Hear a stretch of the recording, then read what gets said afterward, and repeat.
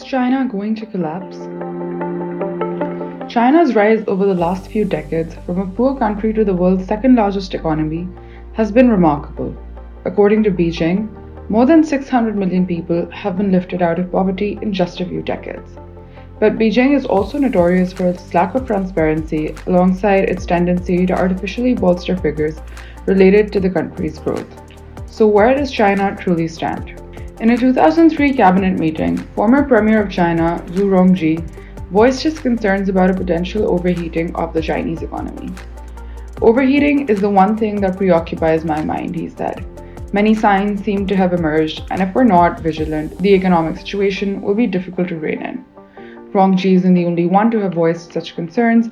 Given China's authoritarian regime run by a single party, there is little space for criticism of any sort, however, and over time, China's economy has begun to slow down, and cracks in its system have also begun to appear. GDP growth in China averaged almost 10% annually from 1978 to 2012, but then declined for 6 consecutive years before reaching 6.6% in 2018. The IMF projects that this rate will fall to 5.5% by 2037, while other sources suggest that it will fall further still, to 3% by 2030. The COVID pandemic proved to be particularly pernicious for Chinese economic growth, which slowed down considerably first as a result of the pandemic and ensuing lockdowns, and then as a result of China's stringent zero-COVID policy, which was only loosened up at the start of 2023. A slump in real estate, a sector that tends to account for 20 to 30% of China's overall GDP, only added to China's economic woes.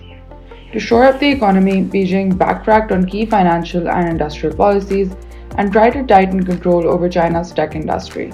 But these measures only seem to have exacerbated China's economic slowdown. So let's take a step back and drill down a little deeper into the various factors that are negatively affecting economic growth in China. 1. Ghost towns. Over the last few years, China experienced a bubble in real estate. The Chinese government prioritized construction, and Chinese citizens invested money into real estate, including housing, but without the intent to live in them. This caused double-digit percentage growth in China's real estate market year on year. Recent investigations, however, have revealed that several Chinese properties were nothing more than Ponzi schemes, as developers were using pre-sale money to be used in new housing to complete older projects. Over time, this caused several properties to fall short of completion due to a lack of capital. This frustrated Chinese buyers, who collectively boycotted their mortgage payments and stated that they would stop paying completely unless construction resumed before a set date. In 2021, Evergrande, a large Chinese property developer, announced that its cash flow was under tremendous pressure and that it might not be able to pay back some of its debt, which totaled $300 billion. Today, numerous ghost towns permeate the Chinese landscape, with an estimated 65 million vacant homes across the areas that pay homage to China's housing-related debt crisis every single day. 2. Bank runs. In 2022, over 400,000 Chinese citizens were unable to withdraw money from their bank accounts in 5 banks. These banks have since been declared bankrupt as a result of a fraudulent scheme that played out for over a decade. Mass panic and protests ensued, and posts about the bank freeze in China went viral, despite the Chinese government's best efforts to censor them. As the debt crisis in the real estate sector came full circle and people refused to pay back their mortgages, exposed banks faced a liquidity crisis, similar to what happened in the 2008 financial crisis half a world away. In order to assuage its citizens, China's central bank drafted a proposal that allowed these homebuyers to pause their stream of due payments, which amounted to a staggering 2 trillion yuan, or $300 billion. The State Bank of China and China Construction Bank have decided that they will give real estate developers 80 billion yuan to allow them to be able to complete unfinished projects. These funds are intended to hopefully stimulate China's growing economy and avoid further backlash from buyers. Beijing has also ordered all social media posts about the boycott to be censored and developers' use of funds to be monitored more strictly.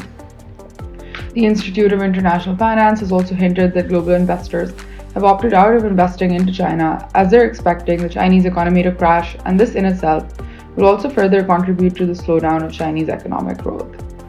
So will China collapse? Given the country's massive cash reserves, probably not completely. And this also isn't the scenario that we should hope for. China makes up a sizable part of global GDP and it trades with many other countries, which means that a Chinese crash isn't likely to be contained within China itself. Nevertheless, with unemployment at 20%, a housing market crash, strained international relations, a banking crisis, and an outflow of FDI, this is probably still the toughest period that Beijing has had to deal with since the 1970s. If you enjoyed this video, please don't forget to give it a thumbs up. Do follow me and subscribe in order to stay tuned for whenever new videos drop. You can also support me by buying me a coffee. I'll drop the link in the description box below. Until next time, goodbye.